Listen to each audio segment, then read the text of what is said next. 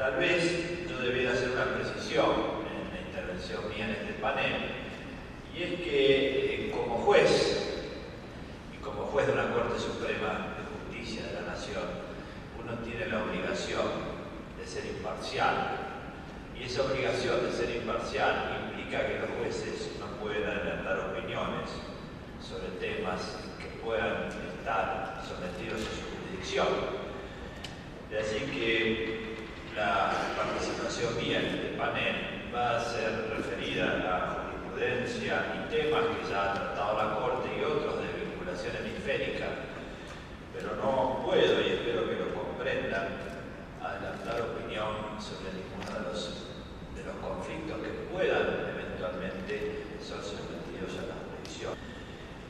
Me parece que es importante señalar que en materia de libertad de expresión debemos abordar este derecho fundamental con un criterio realista.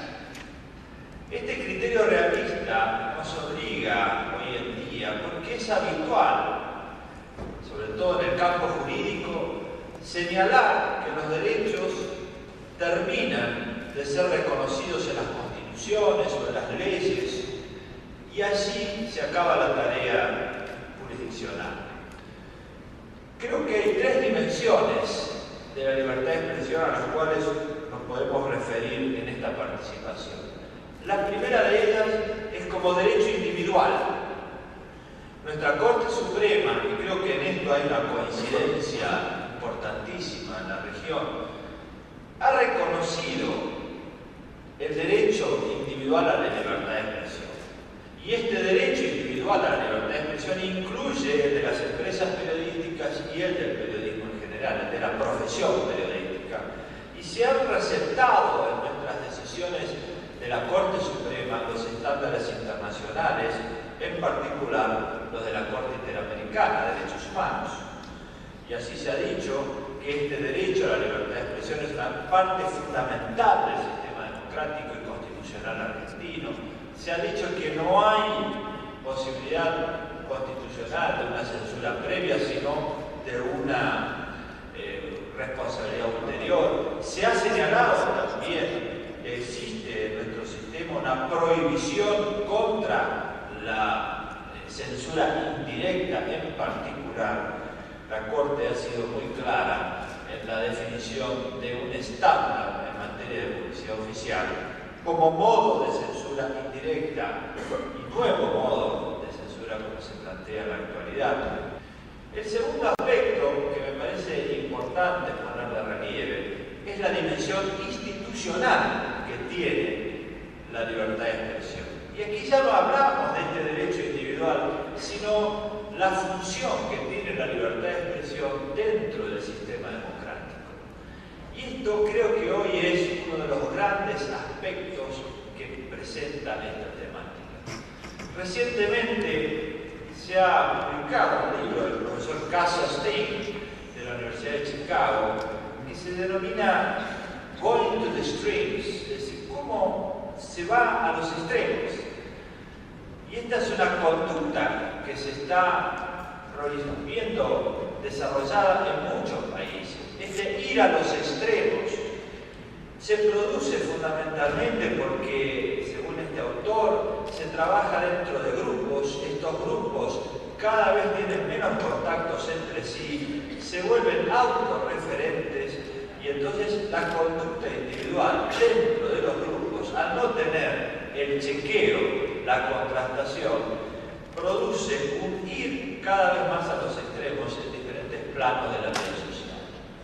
Este aspecto ha sido puesto en consideración por la Corte Suprema de Estados Unidos hace muchos años. Ya en 1938, la Corte de Estados Unidos dijo que era muy relevante proteger el espacio público, la plaza pública, como modo de la libertad de expresión, porque eso permitía que los ciudadanos de aquella época vieran visiones competitivas, tuvieran contactos con otros que piensan diferente.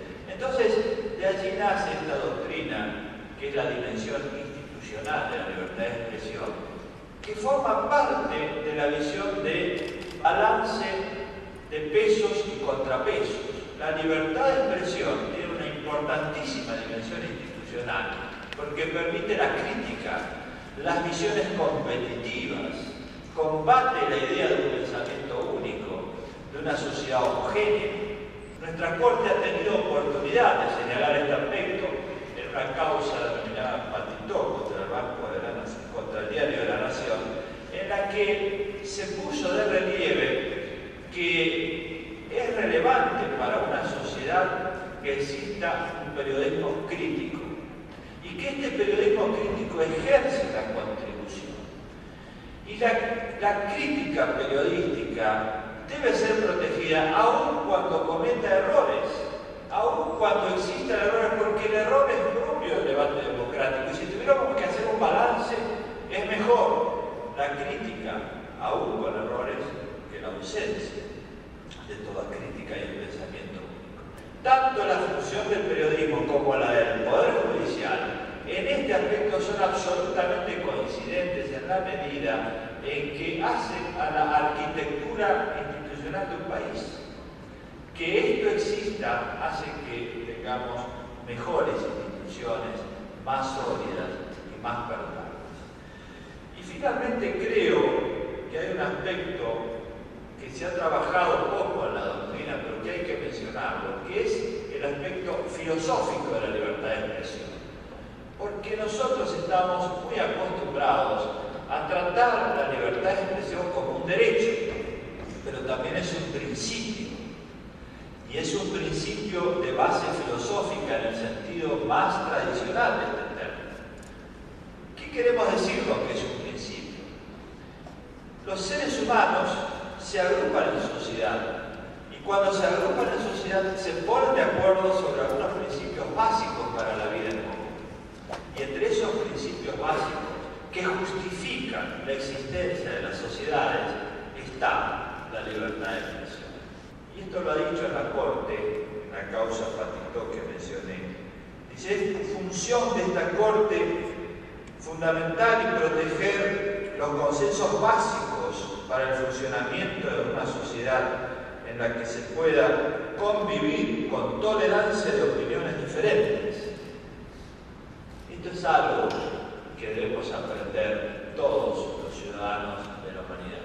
Quiero concluir señalando que no es solo necesario aquí trabajar sobre la idea de un enfoque realista que nos lleva siempre a estudiar el problema de la implementación, que es el gran tema de los derechos fundamentales en la actualidad.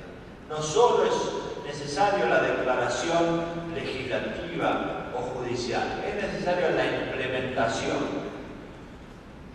Además de eso, es muy importante el enfoque idealista de los derechos, porque convengamos que muchos en el mundo actual piensan que los derechos no tienen posibilidad alguna de realización efectiva.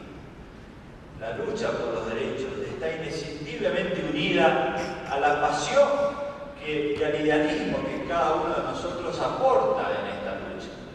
La libertad de expresión tiene en este sentido una larga historia. Nosotros podemos hablar de esto hoy porque hay muchísimas personas que se sacrificaron, que dieron la vida, que perdieron mucho de sí mismos porque pensaron que era posible. Y esto es algo que siempre tenemos que tener presente.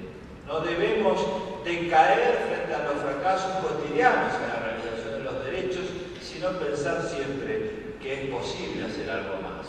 Piensen ustedes que Hobbes pensó que era posible el acuerdo social cuando alrededor el desacuerdo era unánime.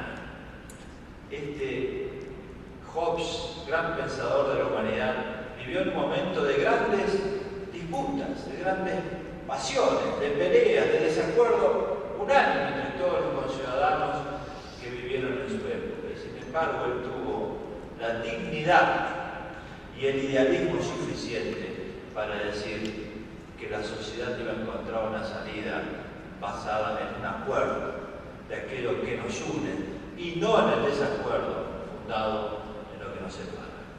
Nada más.